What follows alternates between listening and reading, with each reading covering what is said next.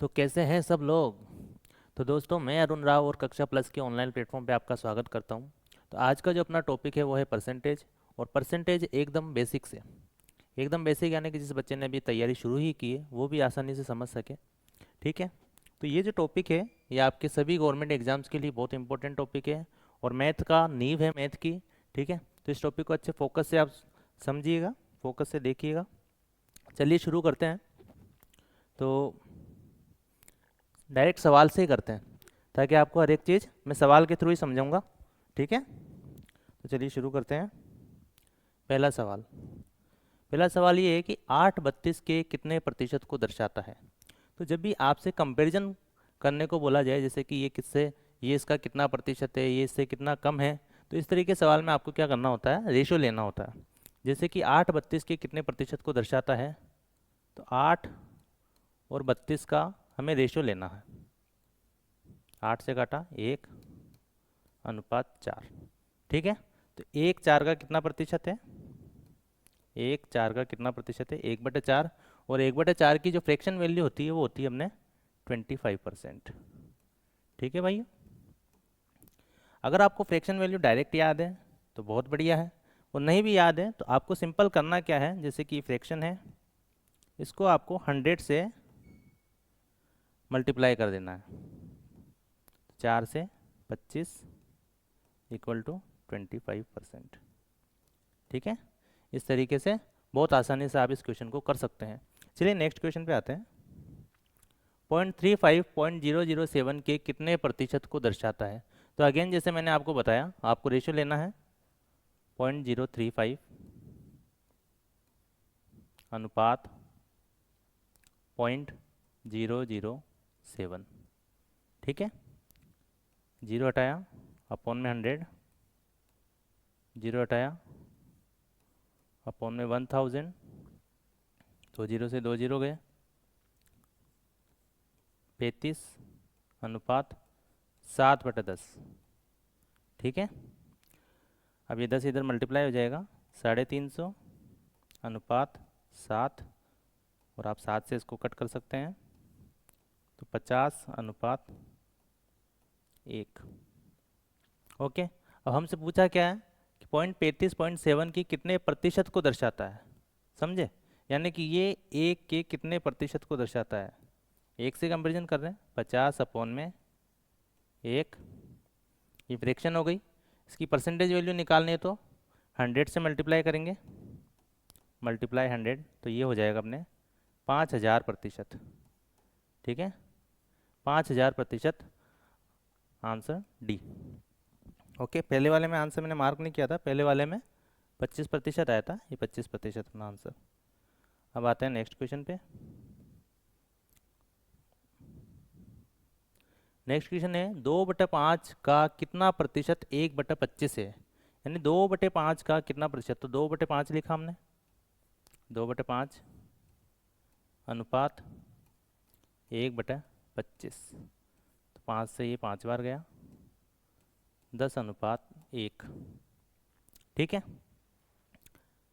तो इसका कितना प्रतिशत है, ये 1/10 का कितना प्रतिशत है, 1/10, 1/10। वही अगेन 100 से मल्टीप्लाई करेंगे परसेंटेज निकालने के लिए, तो आंसर आ जाएगा 10%। ठीक है। C answer. इस तरीके से बहुत ही आसान है ये क्वेश्चन करना। आपको सिंपल कुछ भी नहीं करना, आपको अनुपात निकालना है। ठीक है मेरे भाई। चलिए नेक्स्ट पे आते हैं। नेक्स्ट क्वेश्चन क्या है, 400 500 से कितना प्रतिशत कम है। अगेन मैंने आपको जो बात बताई थी, आपको रेशियो लेना है। 400 और 500 का आप रेशियो लेंगे, 400:500। ठीक है।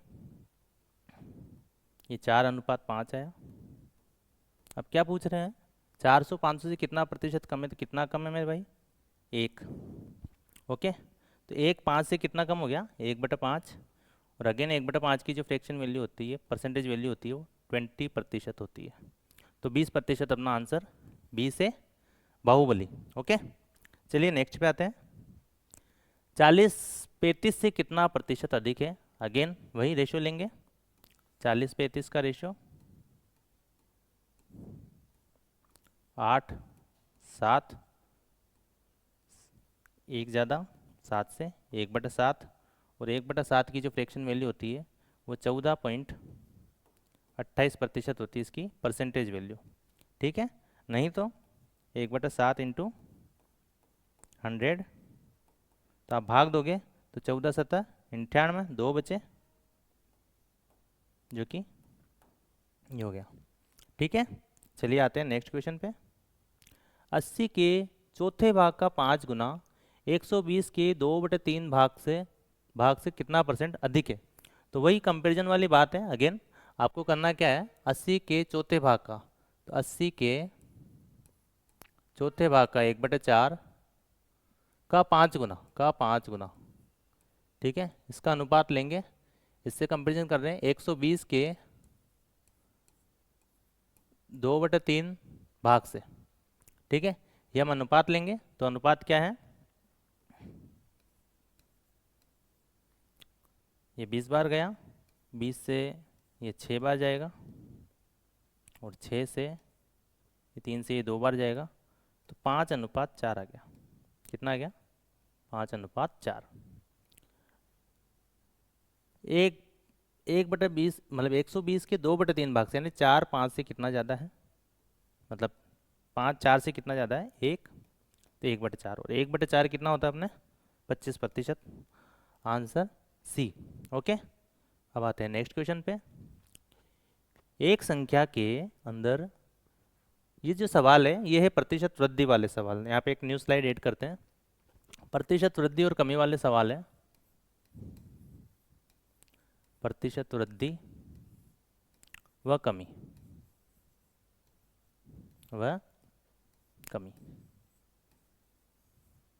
तो प्रतिशत वृद्धि किसे कहते हैं, ठीक है, पहले ये जानना जरूरी है।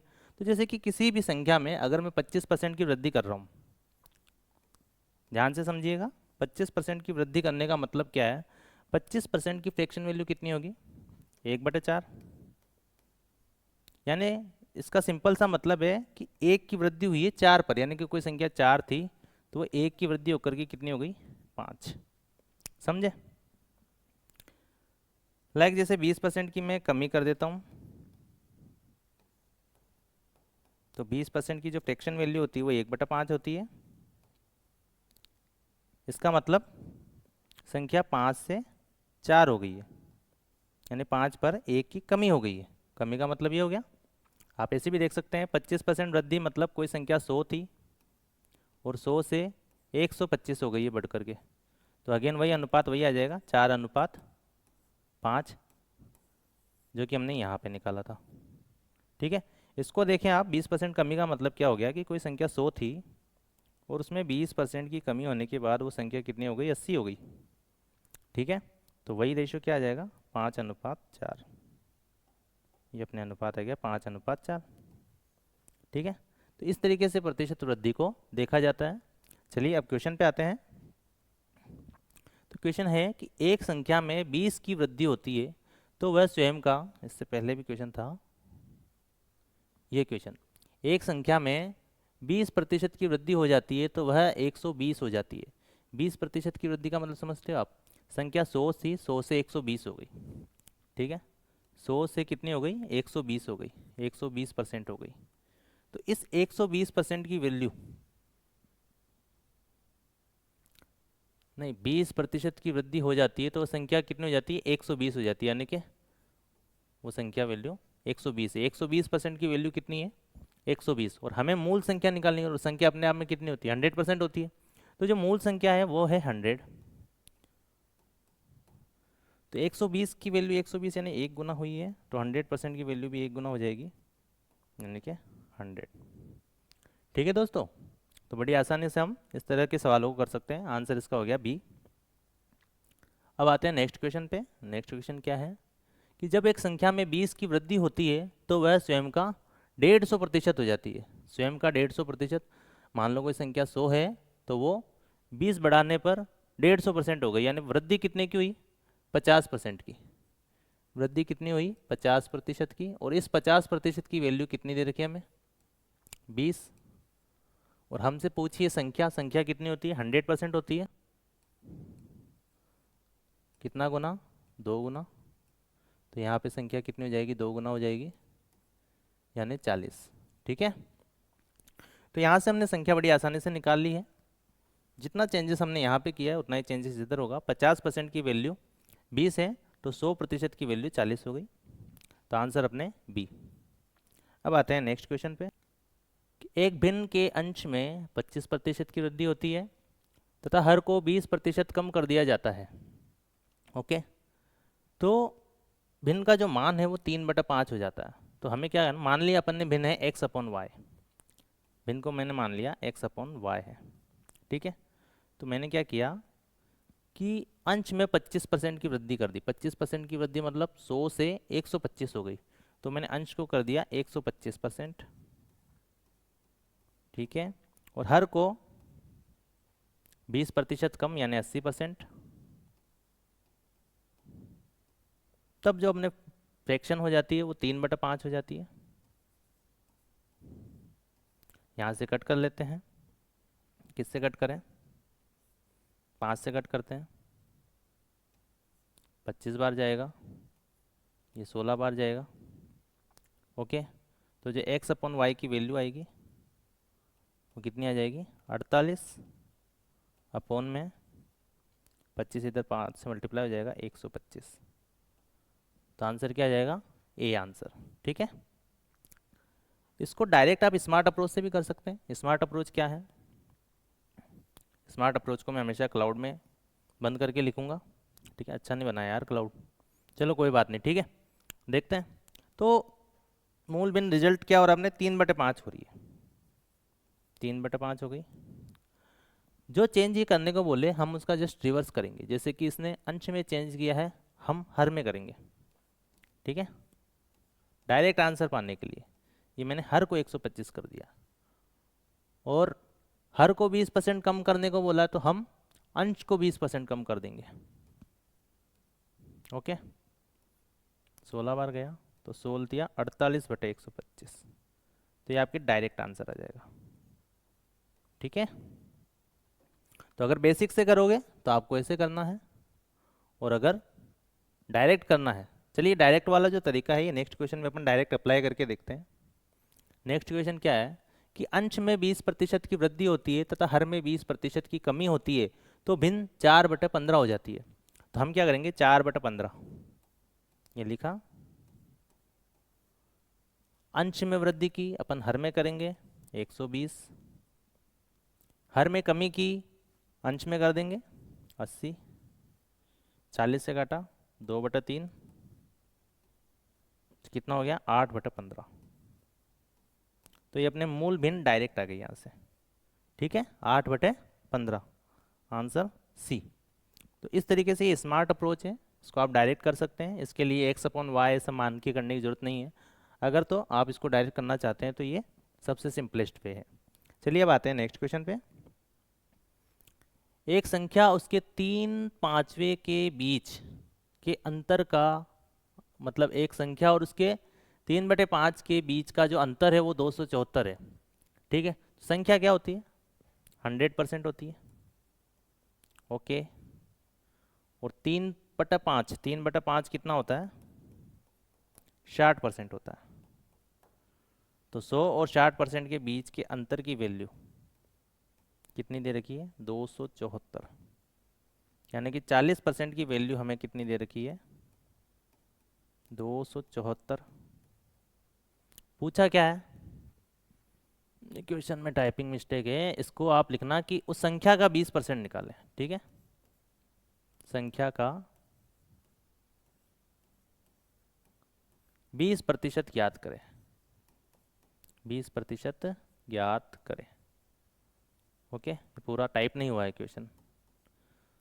तो 40% की वैल्यू 274 है, तो 20% की वैल्यू निकालेंगे तो इसको जस्ट हाफ कर दीजिए, आधा, तो ये भी आधा हो जाएगा। 274 का आधा होता है 137।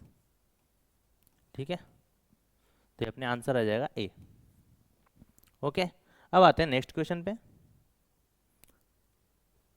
किसी भिन्न के अंश में 50% की वृद्धि हो जाए और उसके हर में 28% की कमी हो जाए तो भिन्न का मान 25/36 हो जाता है। तो मूल भिन्न ज्ञात करो। तो जो मैंने आपको डायरेक्ट करने की अप्रोच बताई थी, आपको ठीक उसी अप्रोच से करना है। कैसे करना है, 25/36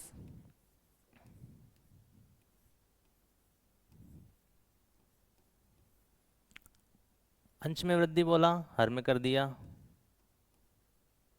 हर में कमी करने को बोला तो हम अंश में कमी कर देंगे। 28% कम करने का मतलब 72। ओके, तो 36 दूना 72, 25 छिके 150, ये 1/3। ठीक है, तो जो फ्रैक्शन की वैल्यू रही होगी अपने, वो 1/3, जो मूल भिन्न है वो 1/3। Answer number D. ठीक है, अब आते हैं नेक्स्ट क्वेश्चन पे। ये अपने आ गए आय व्यय वाले क्वेश्चन, मतलब आय व्यय वाले क्वेश्चन नहीं है क्वेश्चन इसी का ही है, रेशियो का। एक व्यक्ति की आय और व्यय का अनुपात 5:2 है। वह व्यक्ति आय के कितने प्रतिशत की बचत करता है? तो इसको डायरेक्ट ही कर लो आप तो, कि आय 5 है, 2 वो खर्च कर देता तो कितने यूनिट बचाता होगा? 3 यूनिट बचाता है। तो 3/5, और 3/5 कितना होता है? 60% डायरेक्ट। ठीक है, ए फॉर अनामिका। अब आते हैं, यदि रोहन एक संख्या को 5/6 के बजाय 6/11 से गुणा करता है तो गणना में प्रतिशत त्रुटि क्या है? मतलब कितने % त्रुटि हुई है? तो मैंने संख्या मान ली 5/6 को के बजाय मैंने उसको 6/11, तो आपको संख्या ऐसी माननी है जो 6 से भी कट जाए और 11 से भी कट जाए। तो 6 और 11 से कटने वाली संख्या कौन सी होगी? इनका एलसीएम, यानी कि 66। तो मैंने माना संख्या कितनी हो जाएगी? 66। ठीक है, अब 66 को मैं 5/6 से मल्टीप्लाई करता हूँ तो क्या आएगा?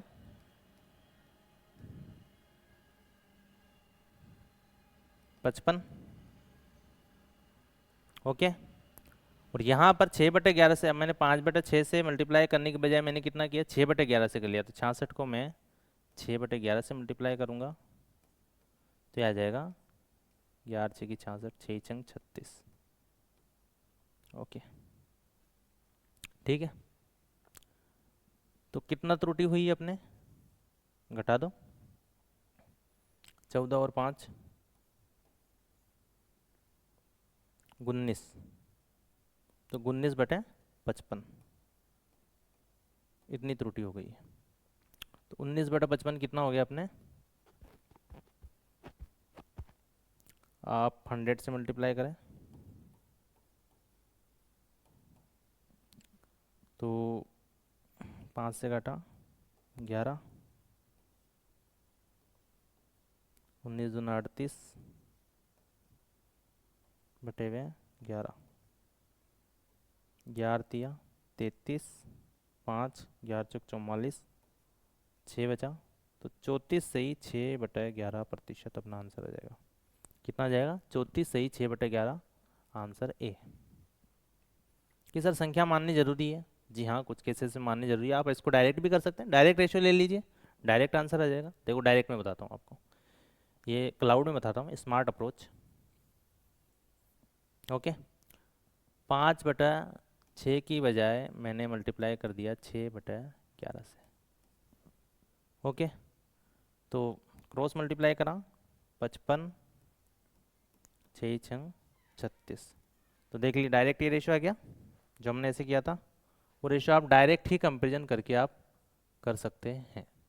ठीक है, तो कोई ज़रूरी नहीं है आप एलसीएम संख्या मानो तो भी ठीक है, मानने पे इस तरीके से करना पड़ेगा, और ना मानो तो आप डायरेक्ट भी इनका रेशियो ले सकते हैं। ठीक है, अब आते हैं नेक्स्ट क्वेश्चन पे।